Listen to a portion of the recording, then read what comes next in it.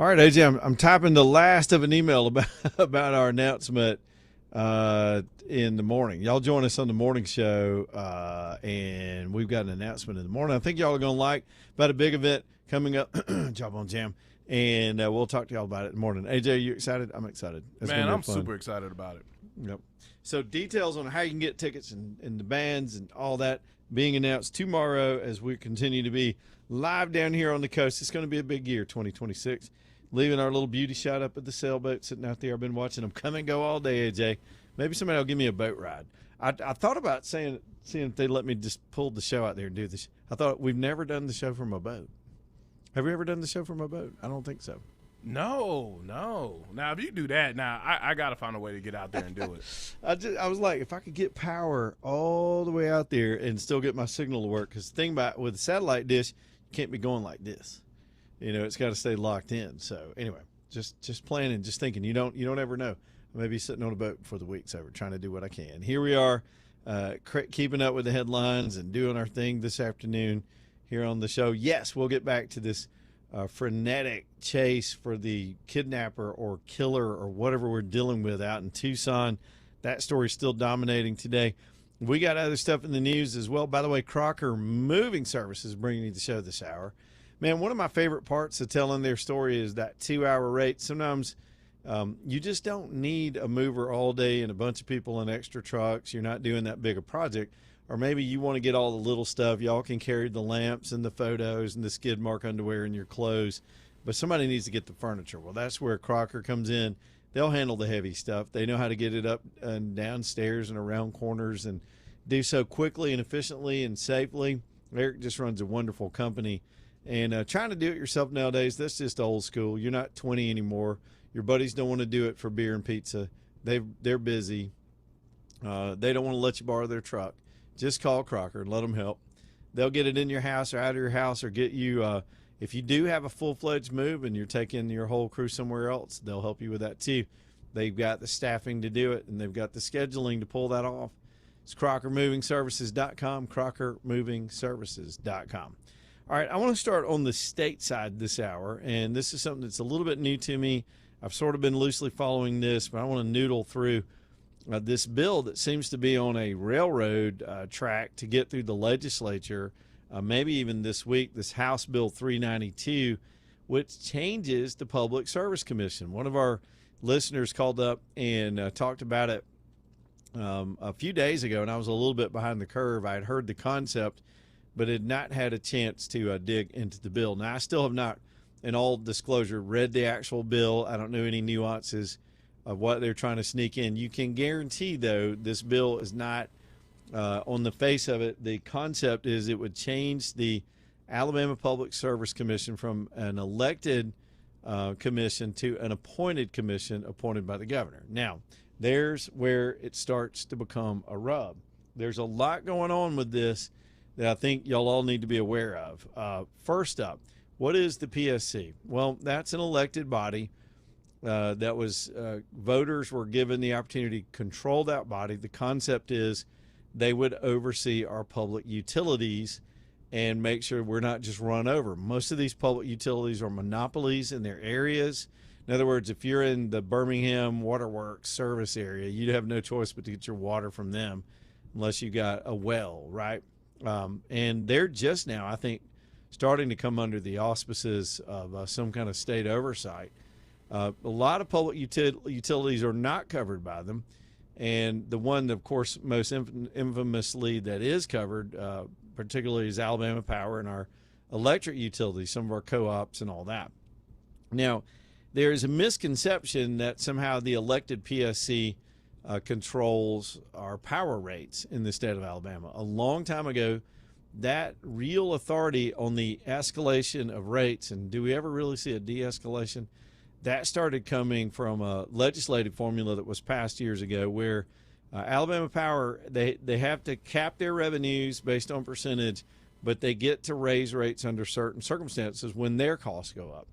And some people saw that as a reasonable trade-off. But what it really did is it took away the decision-making of the PSC, and they really don't have any control over it anymore. And a lot of people on the PSC like it that way. a lot of people, past members and current members, they don't have a lot of real responsibility or authority. So, and I'll be honest, it's a no-show job. It just is. People run for it. It pays well. You get a little staff. You got a nice office. I've been over there to the offices. They do hold meetings every now and then. Sometimes they show up. And there is an oversight responsibility that's very generic and very general. And they just don't have the teeth in the PSC. If you wanted to be protective of consumers, you would not weaken the PSC. You would try to strengthen it. A lot of people are arguing that this new approach doesn't really do much to help that. Now, we're in an environment. Understand where we are right now. We're in almost a moonshot space race right now with all power production and consumption in this country, and a lot of that has to do with these AI data centers. We've got another one of those being proposed here in Birmingham. These things suck up massive amounts of power. They really don't employ that many people. There's been a lot of pushback where they try to build one. It reminds me of some of the fights I've had to cover and watched over the years when somebody wants to build a prison or a landfill or something else near communities. Some people are fearing that this is going to escalate power rates and just create, we all get supply and demand. You've got a demand spike with this new industrial product being brought in. And if there's a trade-off, that is job creation and a huge tax base perhaps for local governments, that makes sense. But none of that's been proven, and in fact, it's been detrimental in some communities. So you're getting pushback on all these plans. There's a new one that was proposed this week, I believe over in that Lakeshore development area, and they take up a massive amount of space, thousands of acres in a lot of cases. They build these huge buildings. Now, in the big picture, I'm going to be all over the place, and then I'll try to focus. In the big picture, we need this infrastructure. We're in a world, we're competing with the Chinese, where we've got to build these data centers to dominate and get ahead on AI, because it is going to control industry, retail, our lives. It's so hard to really fathom everything that's coming with it. But the infrastructure to get it done, the software, the development of the tech is there. Its capabilities are there right now, but you've got to build the infrastructure, so it has to be built. The trade-off is going to be for us is to, well, how much of that's going to compete with us, the regular consumers, for our power consumption, and where do the power companies come in on all that? Not just Alabama Power, but all the utilities. And you got to think they've got to be licking their chops. There's tremendous opportunity for them to have a permanent, massive customer. There's going to be more demand for their product. They're in an interesting position. They're going to have to reinvest in their own infrastructure to be able to supply power to these things. Are y'all following me? So it's a scaled thing all the way across the board for all of us. In the middle of any of these decisions is this little old board over here that's elected by the people called the PSC. You don't have to have any particular knowledge to be on the board. You don't have to, it has limited, like I said, it's a limited board. It's almost a toothless, symbolic board, but it's there, and people still get to have some say. And as much as you pay attention, now, y'all be honest with yourselves. When you go vote in a statewide race, do you really know who in the hell is on the ballot for PSC? Or do you get in there and look down and go, oh, Twinkle, yeah, I know her. That's pretty much what we're talking about right now. So there's the argument on what it is, what it does, and where we're heading. This new bill, though, would take the power of the people to have a say in this board away from an elected position and give it to the governor. The theory is that a governor would appoint people that are maybe more adept at the, I guess, machinations of electric production or utility production in order to cut out some red tape so that Alabama remains competitive in the future development of all this electrical demand, right? That the PSC may be getting in the way of that they need a more streamlined process. But there's a cynical side that I'm going to approach this on until I've been educated or somebody can convince me otherwise. What this really does, in my opinion, is it concentrates power in the governor's office. And the whole fundamental essence of this country has never been concentrated power. It's quite the opposite. We're supposed to have layers of power that can check each other. we're not supposed to have a streamlined government. It's frustrating to people when things take forever to get done, but that's the way our country was designed. Our state governments emulate the bicameral and the three-branch system that our federal government is designed to have, so that, again, they've all got checks on each other. We do slow things down too much sometimes with these bureaucratic processes and these regulatory boards that can become little powers in and of themselves. And I'm not for that either. But we're in this weird zone where it feels like to me, in other words, if I'm on an electric, if I'm at one of the big utilities and I don't want any hassle from the PSC, I got to make sure they're under control, right? And based on the law, you can't, the power company, for example, can't just give a campaign contribution to somebody running for the PSC. Oh, but they do. Oh, yes, they do. They have, there's so many third-party ways to make sure these people are funded, that they're on these boards, that you don't let a Yahoo get through that's going to expose anything. The powers that be that really run everything that happens in Montgomery want more control. They want more concentrated control. And I'll just put it bluntly, it's easier to pay off a governor and to help a governor get elected and have influence with a governor who then can appoint the board and control the board to keep the board from causing any trouble for you and your interest. That's a whole lot better process than having this elected body where anybody could wind up on there. Why, you could get a nut job on there that might actually want to see the books or ask some questions or challenge or call a hearing on something that the public might want to attend. And they want to eliminate that possibility. They just do. So I'm extremely cynical about this bill. I don't know that it's going to, and I say that having said everything I said before that I think the board right now is still toothless. It doesn't do a whole lot. It doesn't protect us a whole lot. Most of our utility rates, the increases in what we're charged, and those giant bills you're seeing right now are part of a formulaic process that's sort of automatic. But if they really cared, if the people that really cared about this issue, the PSC board, they would strengthen the board, make it even more accountable to the people, and give it more ability to subpoena, hold hearings, question things, and have some real power. But they don't. And I don't think, even though the current composition of this board is not very strong, this new board makes it almost non-existent. It becomes a rubber stamp at the governor, and you've got a lot of power concentrated in the governor's office. Now, Tommy Tuberville has come out in support of it. That makes sense. He's running for governor right now. Of course, Kay Ivey's going to be in support of it. Anybody that's a governor is going to want to have total control of that issue. The governor also is responsible for industrial recruitment. They want to work hand in glove with the utilities to make that happen. To their credit, the power company spends a lot of money, Alabama Power in particular, helping recruit industry to the state and getting behind good causes that do that stuff. But do they really want ultimate control and to be able to do that straight through the governor's office? Absolutely they do. And I'm not, you can find fault in that if you want to. It's just how the world works, in my opinion.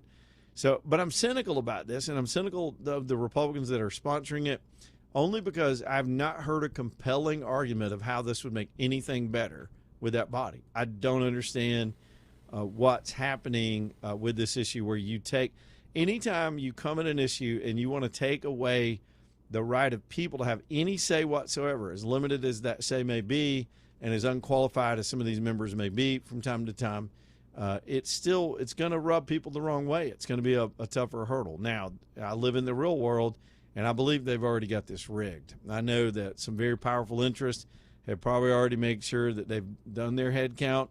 They've got their lobbyists working the halls. The bill's on a fast track, and it's probably going to go through and be signed by the governor.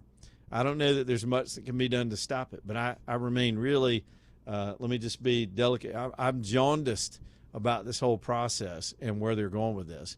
And again, most of you won't ever notice there's a PSC or not. You just won't.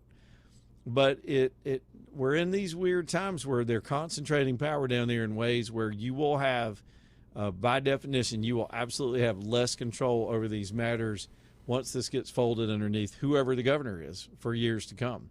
And so there's that. We'll be watching.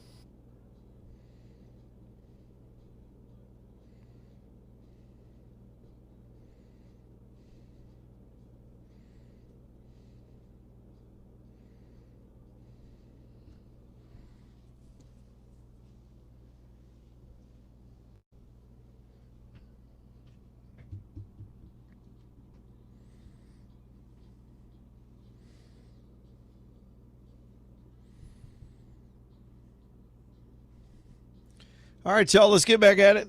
Everything looking good, AJ. We took a little power hit here toward the end of that segment. I think we got it all back now. Yeah, everything does look good. Everything just went to beeping. I got this power supply back up. That thing's supposed to keep it seamless, but something happened there. But we got it under control. Douglas Cooling and Heating got you under control, too, if you need some work on your heating and air system. They are ready to help you with all that. This is what they've done for me for 16 years at home, for my family, different properties I've owned, different situations, emergency work. That's how I got to know them, was I had a system crash. And then from there, it's everything else that's involved. Where you do the routine maintenance, or maybe you want a second opinion, you're going to buy a house, and you'll get a home inspector. But I'm telling you, if you're the buyer, go ahead and get Douglas come over and also do a detailed inspection of the heating and air system. That could save you thousands. A home inspector is not going to get into the details of that. They're just going to generally check everything out. It really did save me a ton of money on a previous home purchase situation. Y'all, Jay's just a great guy. They run a great company, and they're ready to help you. It's calldouglas.com, C-A-L-L, calldouglas.com. All right, let's do some phone calls. I see Dan over here on line 4. We'll get Dan in here. What's up, Dan? Hey, and I'm actually Leland. How's 72 degrees in Kilo Largo? Dude, it is really, really a nice day. I think the weather is like this for the next week or two down here. It's just straight nice weather. Yeah, definitely. That's definitely a subtropic area. Yep. For sure. Yep. So I have a fringe conspiracy real quick with all these AI data centers. Like, I really don't think like AI data centers are for AI. I really think they're for storing everything they need to store for the Patriot Act. What are you saying? All the data that they're scraping, like Nancy Guthrie's cell phone camera that suddenly the thing that happened with the camera. You talking about that stuff? No, dude, everything they're collecting off the Patriot Act, everybody's phone calls, everybody's text, everybody's videos, everything. These AI data centers are nothing but storage facilities to be able to store everything they need to try to long term, stick you in a situation. Well, it's probably both. I mean, it's probably a combination of both. It's going to be the consumer demand, all this AI demand, and what the government is doing with all this data too. There's no doubt they're building massive facilities all over the country. Yeah. So real quick, like, if we can talk about Iran, I mean, I feel like the positioning that the U.S. is doing in Iran is not necessarily similar to Venezuela, but it's very similar. So to take the leader of Iran, you have to have allies that's dissimilar to Venezuela. So Venezuela, they can just go in and snatch that guy. But seriously, with Iran and stuff, you have to have kind of allies around the area. And between the UAE, Israel, and all these different allies, I think the U.S. is definitely in position to go in and snatch and take out Iran. I mean, that's the key point in this whole thing. For 60 years, Iran has been, a devil, if you will, to everybody. No doubt. And it just takes very quickly and some people involved to really go in and snatch Iran. Well, look, if it means regime change for those people and the world, I'm for it. I don't want us getting into a protracted war, but what Trump and his team have proved so far, they don't need to go to war. The first Iran strike was surgical and effective. The Maduro snatch was amazingly effective and surgical, and no one got killed in either of these missions. So whatever they've got planned for Iran, if it's along the same lines where we tactically use a pressure point to overthrow that regime and let the people have their country back and then get the hell out of the way and let them have it, the world would be better off for it. We'll wait and see what they're doing, Dan. I appreciate the call. I see Dale over there, too. Dale's on line 1. We'll do more of your phone calls tonight, too. Updates on the breaking headlines when we get them. And, again, that phone number, 545-9950. Leland Live, TalkNet at M5. We'll be back here in just a little bit from sunny Florida. Y'all stay tuned.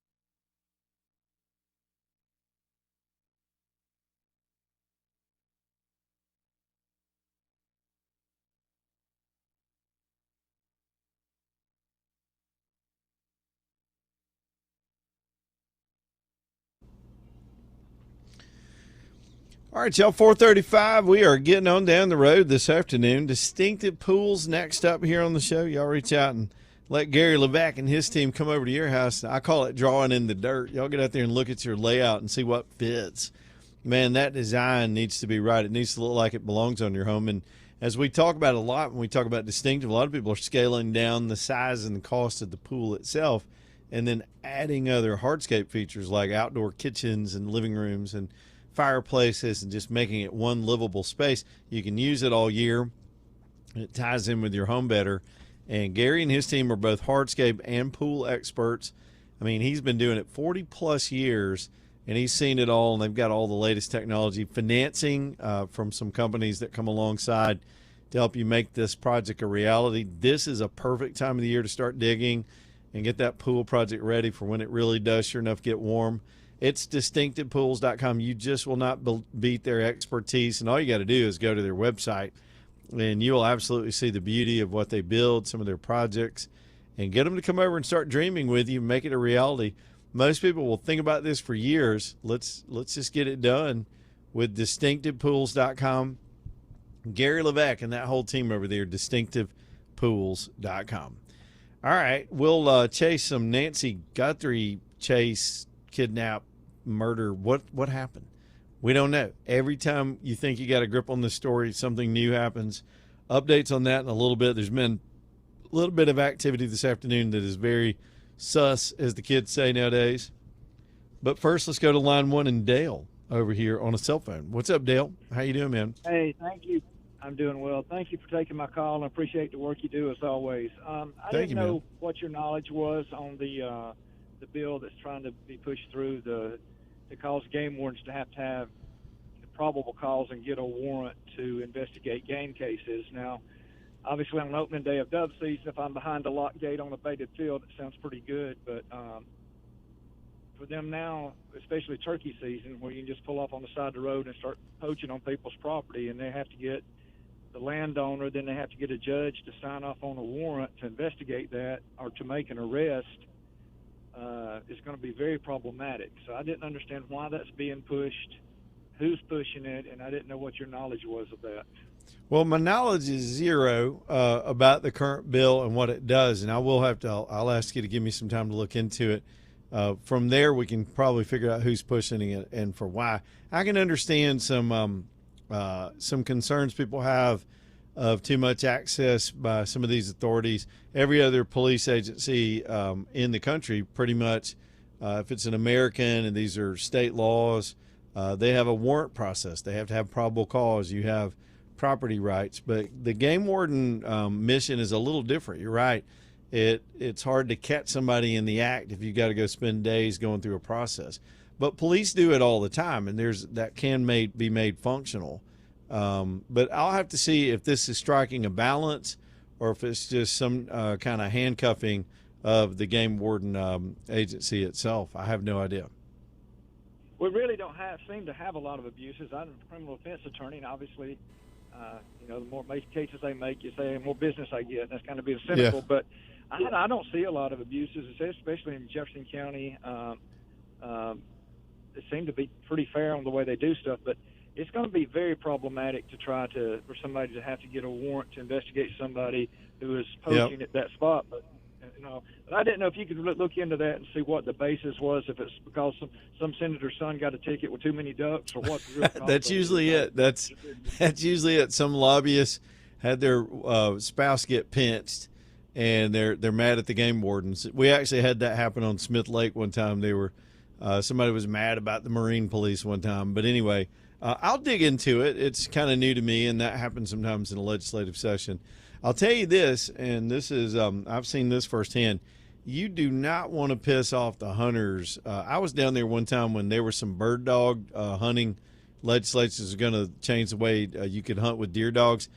And I've never seen, normally you got lobbyists and their familiar faces that are pushing whatever.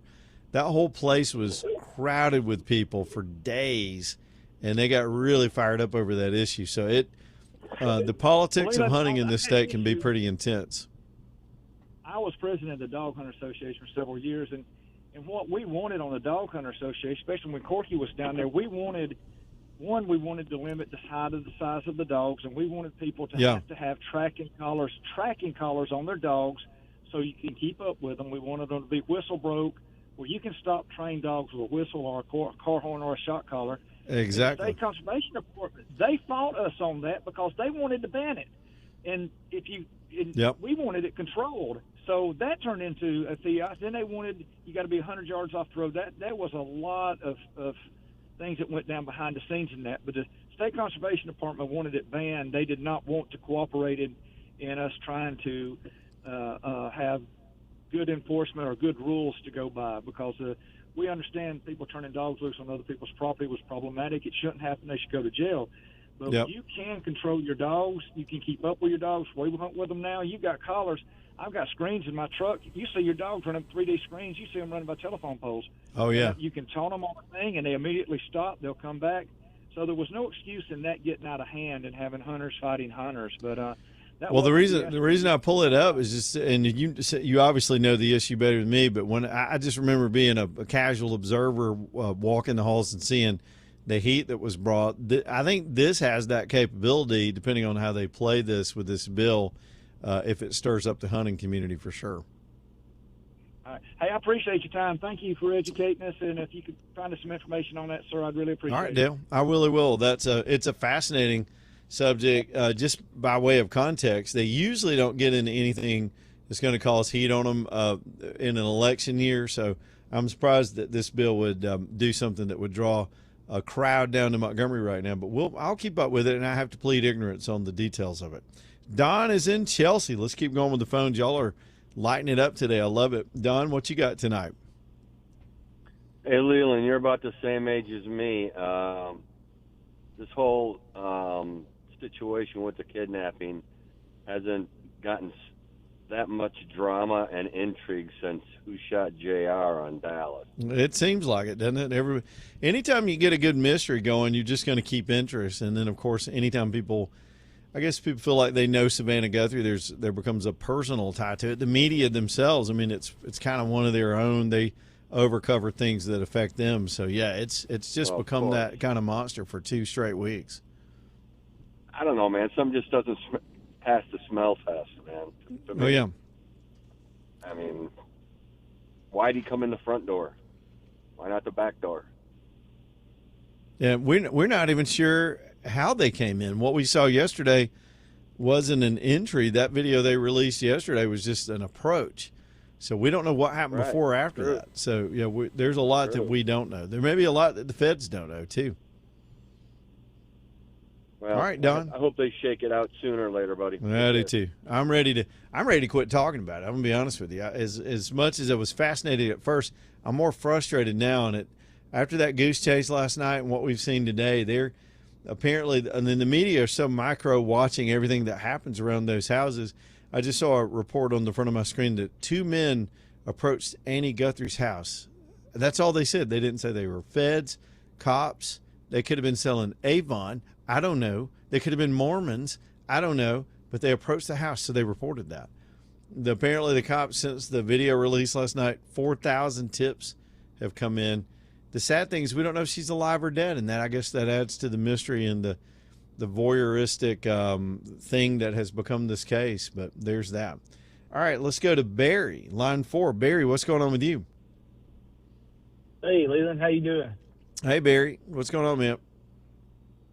Much on the way home from work. I just tuned in. I heard the thing about the game warden bill or whatever y'all was talking about. And if I remember, if I understood right, is it so they have to get search warrants to come onto your property?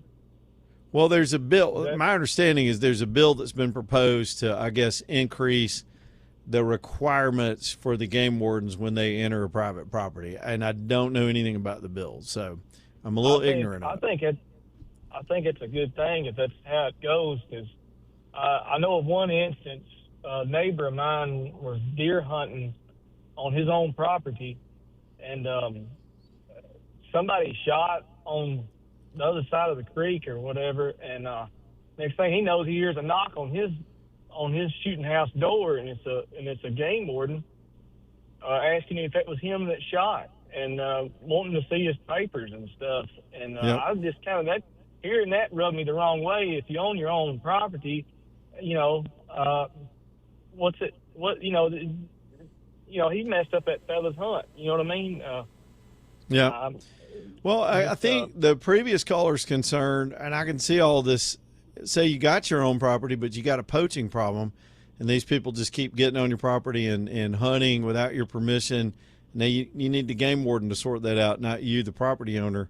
And so now what they're saying is that would be harder for them to do that, to protect people and landowners from that kind of stuff. But then you take it from the hunter perspective. If you're on your own land, doing your own thing, you're within the law, how can they just roll up on you on your own property like that? And so that's what I'm saying. That Yep. it don't seem American. I'll just say that.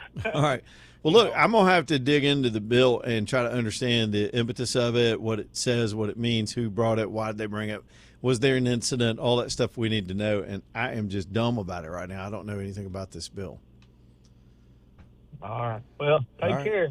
Thanks, Barry. All right, there's Barry. Let's go to we got Country Philosopher. I knew this game warden thing. Suddenly, with that's all the calls right now. We'll deal with it for a few minutes and as much as we can.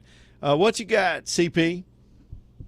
Hey, Leland. I'm from Louisiana, and I grew up hunting to feed my family, and it's just become something that I love, and we always had a lease. And I'm going to tell you that I have had, not just in Louisiana, but here in Alabama, I've had game wardens who, by the way, have some of the broadest authority of any law enforcement in the country. They can walk in your house if they have an anonymous tip. They don't need a search warrant. So they do need to be reined in a little bit. There are a lot of good game wardens out there, but there are a lot of them out there. I have had them personally come up on my property and mess with my trail cams. I have caught them on my trail cams messing with my trail cams. I have had, and as far as dog hunters, all that whistle breaking and the great collars and all that, that's all great. But let me tell you what a dog doesn't know. A dog doesn't know property lines. And when I'm sitting in my box trying to shoot a deer to feed my family, and all of a sudden 4 or 5 dogs come running through, the deer don't stay there anymore. And my hunt is ruined. So, we need broader legislation to put these game wardens in check. But we also need to understand that dog hunting, by and large, and I'm going to tell you, this is just what I've noticed, most dog hunters come from more affluent circles. It is akin to fox hunting in England. These folks really get into it. They put a lot of money into it. They have clubs, and it's hard to beat those people because they know all the right people and they spend money where money needs to be spent. And when that dog gets on your property and he starts pissing on your deer stand, pardon my French, or he's running your deer off, what are you going to do, Leland? I mean, you can't shoot somebody's dog. That's not right. You shouldn't do that. Yeah, look, the dog issue, I didn't mean to throw that can of worms into that conversation, but I do know I've seen witness to how intense the arguments over this, generally, any hunting or conservation issue always stirs up a lot of people down there. So if you'll give me 24 hours, I will know more tomorrow about this subject than I do right now. Do your thing, man. You're the scholar here, buddy. You're the scholar here. Thank you, bro. All right, there's Country Philosopher. Passionate discussions. I knew the minute that call came up, this would be one of those issues. It always is. Kevin is in Alabaster. What do you know, Kevin? Hey, Kevin. Hey, Leland. Hey, man. I had a comment about that. I've talked to you before, but I'm actually from upstate New York, and from there, the game wardens and that do have free reign to do whatever they want. Yeah. They can walk right into your house, no warrant, no nothing. They just walk right in if they want to. Most of them don't. Most of them are, but I don't want to see, I don't want to see that, move down here. You don't want to see them. You don't want to get to a point where it gets, it gets abusive.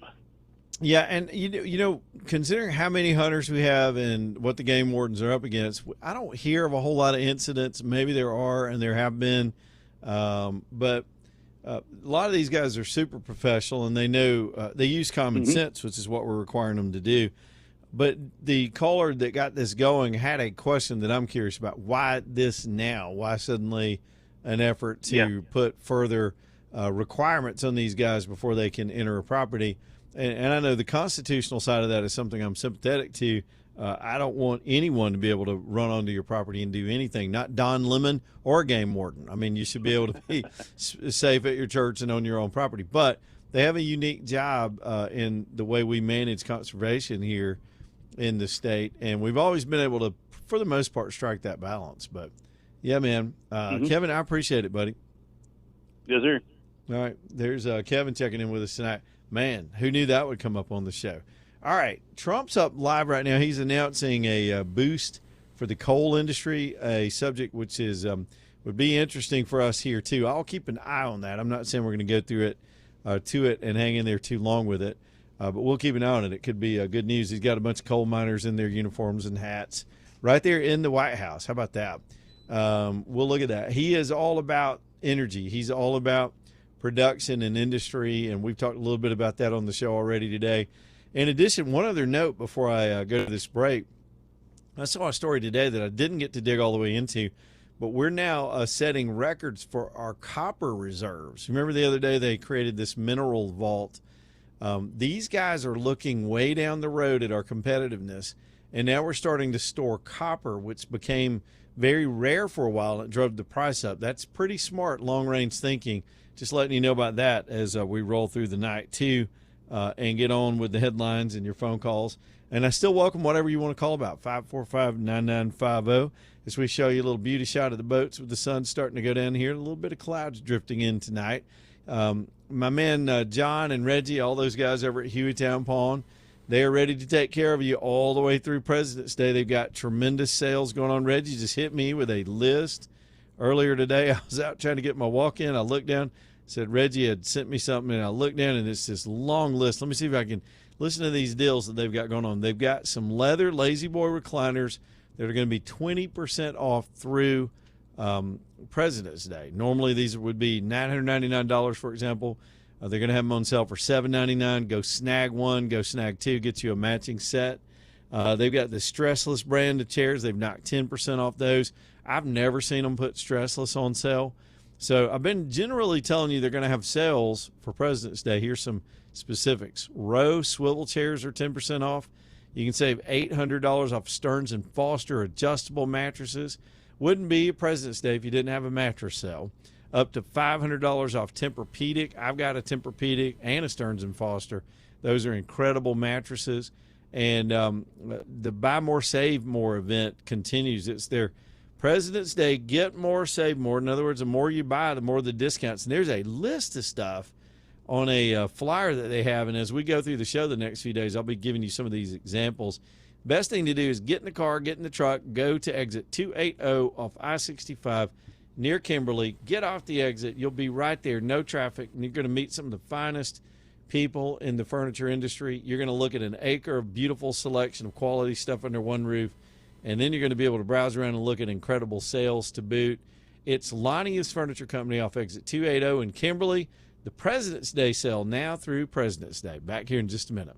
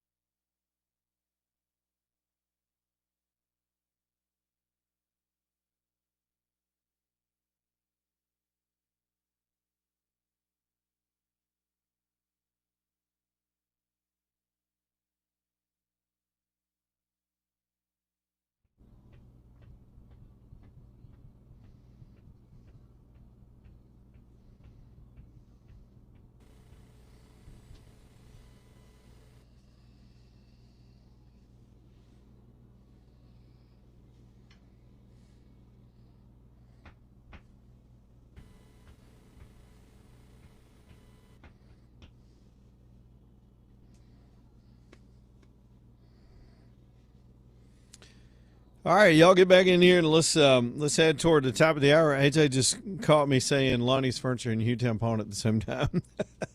Sometimes I get crisscrossed, AJ. I was going to tell y'all about Hueytown Pawn next, but I think I started that way and went over to Lonnie's Furniture because they both got sales going on. My man over at Hueytown Pawn, man, Tommy's got those doggone AR-12s. You talk about a sexy gun, man. This is an AR shotgun. Are you kidding me? He just got those in, and y'all bought every single one of them because he's got an incredible price on them. And I was thinking about those guys when I went into talking about Lonnie's. Let's just talk about them for a second. Yeah, that sale, they just got another shipment in yesterday, just as we were coming to air. And a lot of our clients and advertisers, they'll reach out to me during the day and give me the updates. And Tommy's real good about that. So here's how that goes. And these are in two different colors, that desert kind of military desert color, which I think is super cool. But there's a new color. It's kind of a gray color, and I forget the actual name of it. I'll scroll up here and see what Tommy said that was. But that is a good-looking color. These are G-Force AR-12 shotguns. They've got them on sale for $279. A new shipment just hit the ground. Y'all bought out the last ones. You better go get one if you want to grab one at this price, because Tommy will do that. They'll get an allotment. They'll bring those things in, and then they're sold and they're gone, and that's the end of that price. He can price them that way because he buys them at great prices when he gets them by the lot like this. So, again, these AR-12s, he sent me a picture of one last week, and I was like, okay, that's a straight sexy gun right there. G-Force AR-12, 12-gauge shotguns. They've got the FFE tan color and then this gray color. And I'm trying to look for the name of what he called that. Let's see if I have it on here. But anyway, you're going to like that gray color. I think that's a popular option. And tungsten gray, that's what they call it. That's going to be something a little bit different than what you buddies have. Go check them out. Hueytown Pawn, Brook Lane Drive over in Hueytown, and get one while they have them. He didn't tell me how many they have, and so they may sell out quickly. A little FOMO for you. Better get over there and get one. Hueytown Pawn. All right. When we get to the top of the hour, I'll go back through the latest on this Guthrie case. I'm trying to give it a little bit of a rest today. Yesterday we got dominated by the release of that video. The one neat thing that came across just a couple of minutes ago was apparently they found a black glove that seems to look sort of like those weird gloves that guy had on in the pictures. They found it on the side of the road.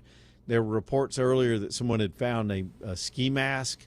There was a report a few days ago somebody had found the blue necklace that Nancy Guthrie was wearing in one of the previous photographs on the side of the road.